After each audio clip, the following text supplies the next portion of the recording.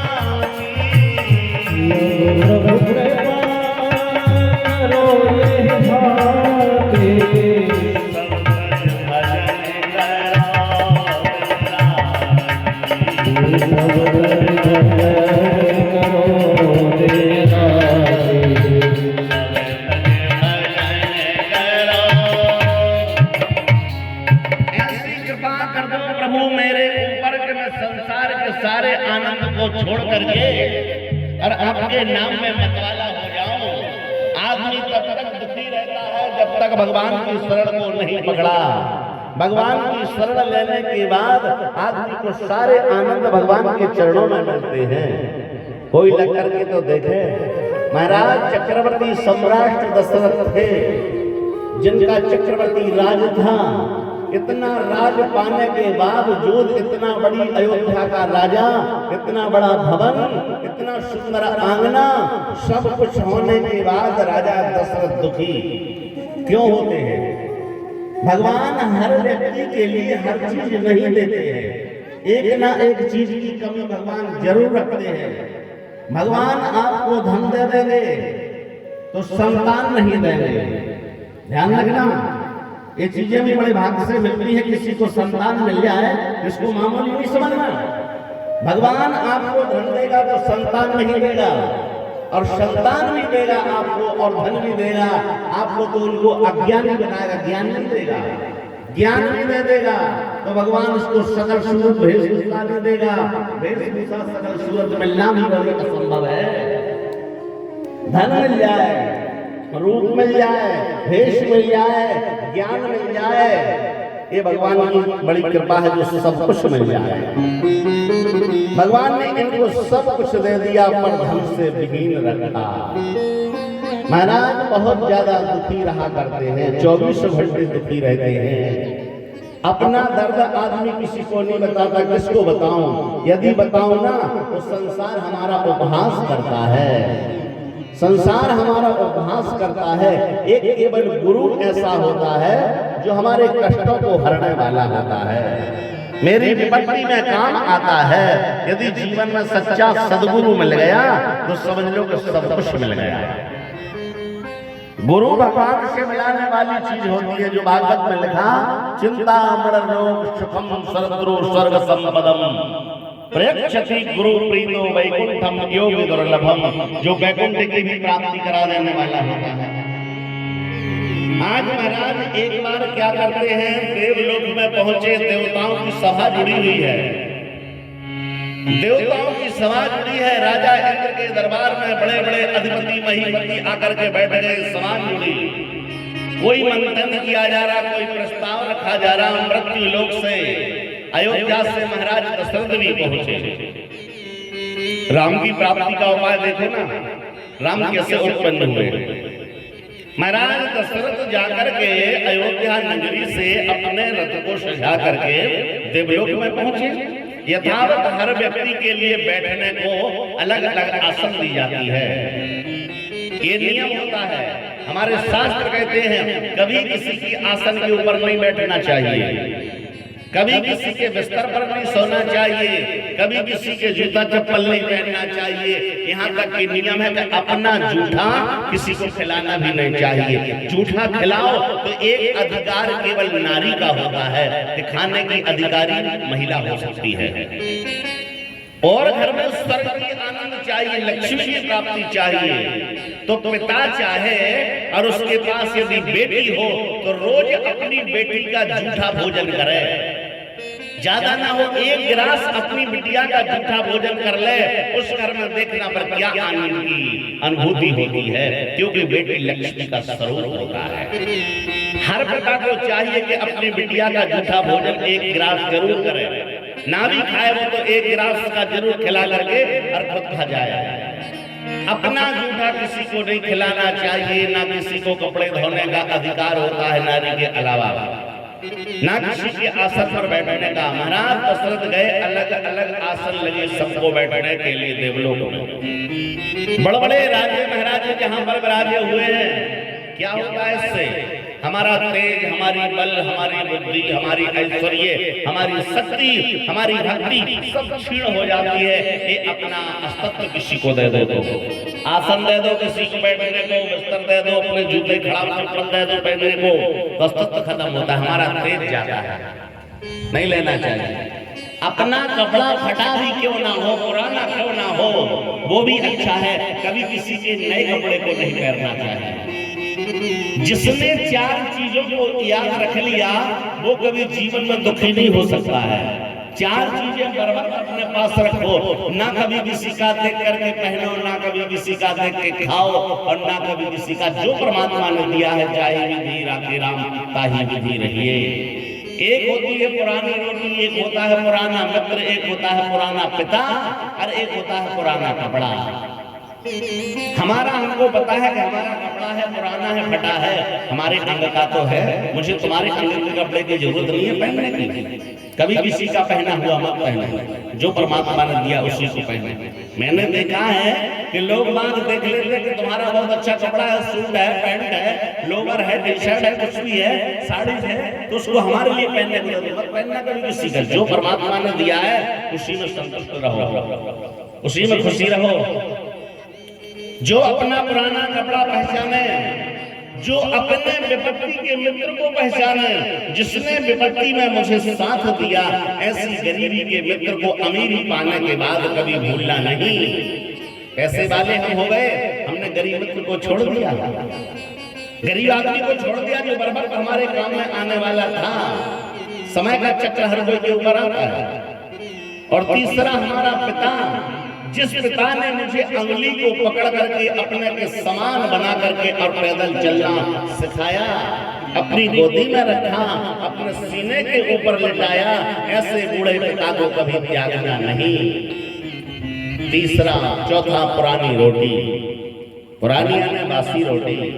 बासी रोटी भी मिल जाए समय के ऊपर तो उसका भी त्याग नहीं करना, उसको भी ग्रहण कर लेना, भगवान का प्रसाद समझ कर। भगवान की जो इच्छा होती है वही होगा। समय का सर्कुलर चलता है, दुख और सुख का। कभी दुख आएगा तो कभी सुख आएगा। अरे हमारी नहीं चली, राजा हरिश्चंद्र की नहीं चली, तो मनुष्य की तो गिनती क्या है।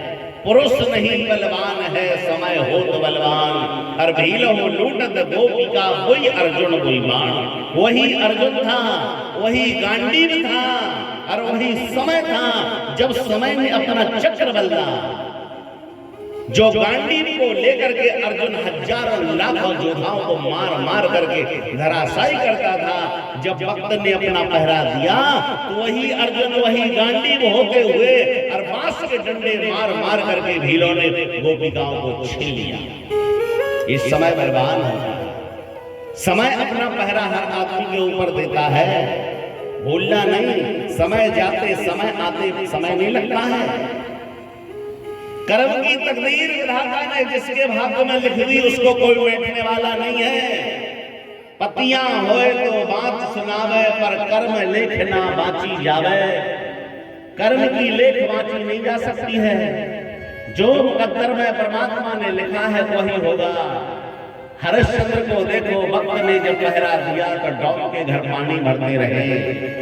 पांडवों के यहाँ पर धर्म ध्वजा फहराती थी। समय जब आया, दस्तक दिया समय ने, तो जाकर के खंड और जैसे वन में भ्रमण करते रहे। इस समय भगवान राम को देखो, जिनकी अयोध्या नगरी, जिसने त्रिभुवन को रचा, त्रिभुवन को बनाया, वक्त ने पहरा दिया, जंगलों में भटकते रहे। तकदीर विधाता की होती है, भाग हमारा होगा। बेमाता जन्म के समय हर आदमी के भाग में लिख देता है। कवि ने कहा है, दीन बंधो माही बिना, दीन बंधो माही बिना, देह देत लिख दे नर अपने अज्ञान ते वृथा सोच कर लेते। जन्म के समय में माता हर आदमी के भाग्य में मुकद्दर लिखा है, जीवन मरण ब्याह गुण सोई, और जहां जस लिखा तहां तस सोई। मरना जीना भगवान के हाथ होता है। कहा है किसी ने, कहा लिख दे विधाता तकदीर, कहा लिख दई रे विधाता तकदीर, करम गत तारी ना करे। कहा लिख दई रे विधाता तकदीर, करम गत तारी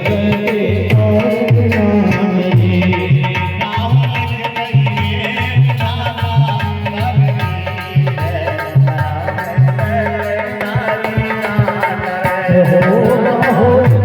करे।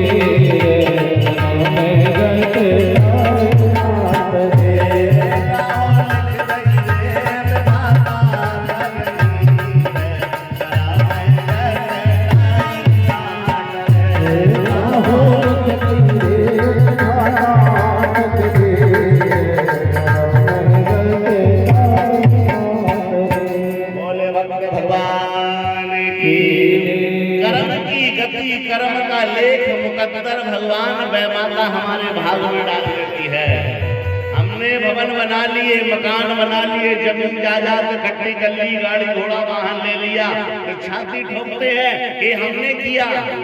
अरे जाने में पल नहीं लगेगा। काया और माया कभी किसी की रही नहीं, ना रहेगी, ना रहने वाली है। काया और माया कभी रहती नहीं, कभी काया का गुरूर मत करना, माया का गुरूर मत करना। एक वक्त आएगा तो माया भी चली जाएगी, जिस माया के बल पर हम करते रहे, जिस काया का हम गुरूर कर रहे हैं। मेरा सुंदर शरीर, सुंदर में रूपवान, एक वक्त ऐसा आएगा कि पता नहीं कौन सा रोग आज पे टायर से फटे रह जाए, टायर से फट गया रह जाए हमारे चेहरा का। इसलिए काया का भी गुरूर नहीं करना, माया का भी गुरूर नहीं करना। ना माया हमारी हुई है और ना होगी, ना होने वाली है। धन गाणत पृथ्वी हसत बख्तर पैरत काल।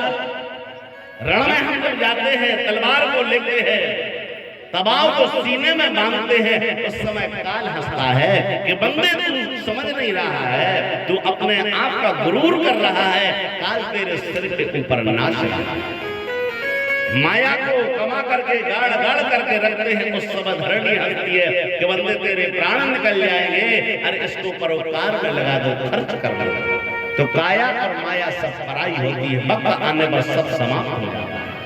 भगवान एक साथ सब कुछ नहीं देता, धन नहीं देगा, धन देगा तो संतान नहीं देगा, और संतान देगा आपको तो ज्ञान नहीं देगा, ज्ञान देगा उसको खर्च करने का तरीका नहीं देगा, और वो भी शायद देगा तो वेशभूषा नहीं देगा।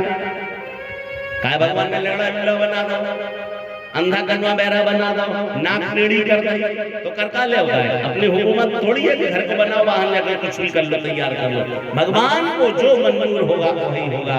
देवलोक में जाकर के चक्रवर्ती सम्राट सत आसन पर बैठे हैं, सभी राजे महाराज इकट्ठे हैं, सभा जुड़ी हुई है। सभा जुड़ते जुड़ते अपना अपना प्रस्ताव रखा गया, प्रस्ताव पारित हो गया, जो भी रखा गया प्रस्ताव पारित हो गया। उसके बाद सभी राज्य महाराज अपने यथा स्थान को चले जाते हैं। जब अपने अपने स्थान को चले गए, जो 24 घंटे आदमी चाहे अपने आंख के ऊपर चश्मा रखे, चाहे माथे पर तिलक लगाए, चाहे सिर पर पगड़ी रखे, चाहे हाथ में घड़ी चूड़ा रखे, यदि दो चीज फिर कभी ना मिले तो सुना सा लगता है कि आज तुम्हारे चेहरे पर ये वस्तु क्यों नहीं है। तो मुकुट राजा दशरथ जिस आसन पर बैठे थे उसी पर छोड़ के आ गए सिर का मुकुट छोड़ करके राजा दशरथ उसी आसन पर वापस आ गए। रानी कौशल्या जी ने देखा, रानी ने कहा स्वामी आज कैसे आप बैठे हो उदास चित्त, और सिर का मुकुट कहाँ गया आपका, सिर का मुकुट कहाँ खो आए। देखा महाराज दशरथ ने, ओ रानी वो तो मेरा देवलोक में रह गया, देवलोक में मेरा मुकुट रह गया, क्या करूं। सभा जुड़ी थी, मैं वहां पर चला गया, मुझे याद नहीं रहा। राजा दशरथ ने दौड़ लगाई, रथ को सजाया, देवलोक में द्वारा पहुंचे। वहां पर क्या हो रहा है, जिस आसन पर महाराज दशरथ बैठे हुए हैं वहां पर देवराज इंद्र का नौकर और जल को लेकर के आसन को धो रहा है, पवित्र कर रहा है। कारण क्या है, संतानहीन थे, संतान नहीं थी। राजा दशरथ के बैठने से वो आसन अशुद्ध हो चुकी। राजा दशरथ ने जाकर के पूछा, भाई ये क्या हो रहा है। नौकर को मालूम नहीं है कि कौन है ये। नौकर ने बोला, महाराज यहाँ पर देवताओं की सभा जुड़ी थी, तो सभा जुड़ने के बाद मृत्यु लोक से कोई दशरथ नाम के राजा आए थे, तो उनके बैठने से ये आसन अशुद्ध हो गई है, ये आसन अशुद्ध हो गई है। तो हमारे स्वामी का आदेश है कि आसन को पवित्र करो, शुद्ध करो। तो मैं जल से शुद्ध कर रहा हूँ, पवित्र कर रहा हूँ। ओह, दशरथ तो घबरा गए कि दशरथ तो मैं हूं, मेरे बैठने से अशुद्ध आसन। झड़झड़ आंसू गिरने लगे, हृदय में खेद हो गया। जिस व्यक्ति के लिए एक विरह का बाण लग जाए, विरह का बाण बड़ा कठिन होता है, ना खाना, ना पीना, ना पैर, ना ओढ़ना अच्छा नहीं लगता है। विरह बाण यही लागियो, विरह बाण यही लागियो, अरे औषध लगे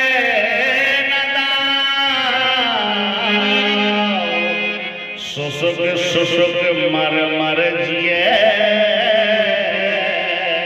सुख से विधिन के वो तो 24 घंटे किसी उसी और ब्रह्म में खोया रहता है, रोता रहता है, खाना पीना पैरना ओढ़ना श्रृंगार करना सब कुछ भूल जाता है। दशरथ जी ने धीरे से अपना मुकुट उठाया और मृत्यु लोक में फिर आगे अपनी दशरथ अवध नगरी में बैठे, अपने भुवनों में बैठे निराश होकर के उदास चित्त होकर के कि मेरे बैठने से आसन अशुद्ध, मैं पुत्रहीन, मैं इतना बड़ा दुखी। इस संसार में हर आदमी दुखी है, ध्यान रखना। मनुष्य से लेकर के चरवाहे से लेकर के राष्ट्रपति तक कोई आदमी ऐसा नहीं जो सुखी हो। दुखिया सब संसार है और सुखिया हुआ न कोई, सुखिया उसी को जानिए जाके राम नाम धन होए। सारा संसार दुखी है, कोई नहीं कह सकता है कि मैं सुखी हूं। टाटा बिरला से लेके वीरूभाई अंबानी से लेकर के किसको कहो आप और ज्यादा नहीं जा, अपने घर ही नहीं देख ले। को तन दुखी, को मन दुखी, को चिंता चित्त उदास और थोड़े थोड़े सब दुखी सुखी राम के दास। को तन से तो को मन से तो को धन से, कौन को कमर दर्द, कौन को सीर दर्द, कौन को पेट को दर्द, किसी को माथे को दर्द, किसी को बेटा को दर्द, किसी को बिटिया को दर्द। सारा संसार दर्दीला है। आओ बैठो। सारा संसार दर्दीला है, कोई सुखी नहीं हो सकता है। सुखी केवल वही है, सुखी राम का दास, जिसने राम को पहचान लिया, जिसने भगवान को पहचान लिया, जो भगवान की शरण में पहुंच गया, केवल वही सुखी हो सकता है। राजा दशरथ रोते हुए बैठे, उन्होंने पूछा कि कारण क्या है बताओ। अब क्या बताएं, किसको सुनाएं? केवल दुख को सुनने वाला हमारा सच्चा गुरु होता है। जो हमारा गुरु सारे कष्टों से मुझे मुक्ति को देने वाला होता है। मेरे दुख सुख सावे गुरु ही सुनाए,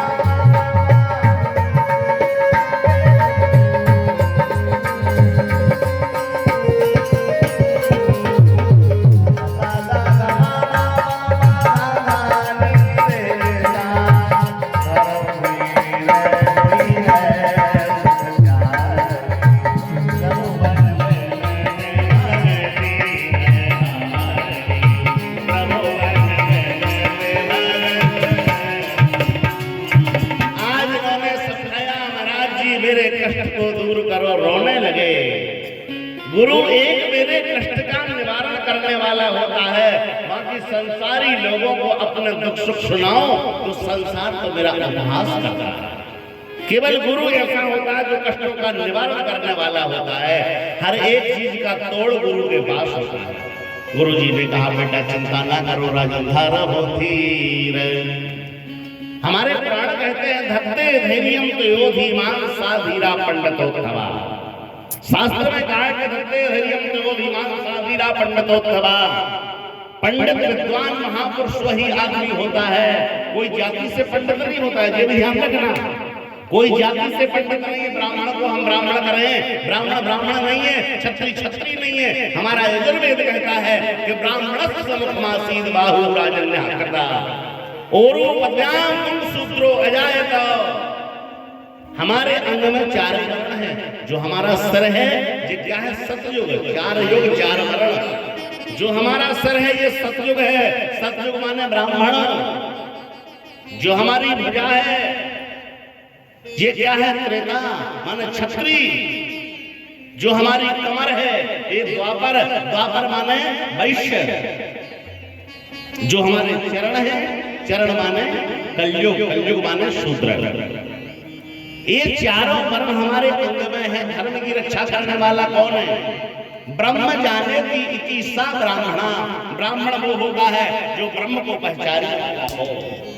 पिंड जाने की इतिसा पंडित, वही पंडित होता है जो दूसरे की पिंडता को पहचानने वाला हो, वो पंडित होता है। बाकी कोई जाति से पंडित नहीं होता है, जाति से कोई क्षत्रिय नहीं होता है। धर्म की रक्षा करने का काम किसका होता है? छत्री का। आपके सिर पर डंडा मारे कोई, गाल पर चाटा मारे कोई, तो कौन बचाएगा? जल्दी से दोनों हाथ लगा लेते हैं कि नहीं लगाते? कोई मुंह पर पत्थर मारे हम हाथ लगा लेते हैं कि नहीं लगाते? माने क्षत्रिय हमारे धर्म की रक्षा करने के लिए, ब्राह्मण की रक्षा करने के लिए और दौड़ पड़ता है। उधर का पोषण करने वाला वैश्य का काम होता है, शूद्र चरणों की रक्षा करने वाला होता है। ध्यान रखना, ये चारों वर्ण भगवान के बनाए हुए हैं। आज महाराज जी ने समझा दिया, बेटा धैर्य धारण करो। भक्ते धैर्यम त्योधिमान साधीना पंडितोत्तमा। धैर्य धारण करोगे, आपके पास संतान होगी, और एक नहीं, 2 नहीं, 3 नहीं, 4 संतान होगी। और ऐसी होगी जो त्रिभुवन विदित भगत भय हारी। जो सारे त्रिभुवन में, सारी त्रिलोकी में जिनका नाम होगा, धारा होगी हरे हुई है सुतचारी। त्रिभुवन में दीवान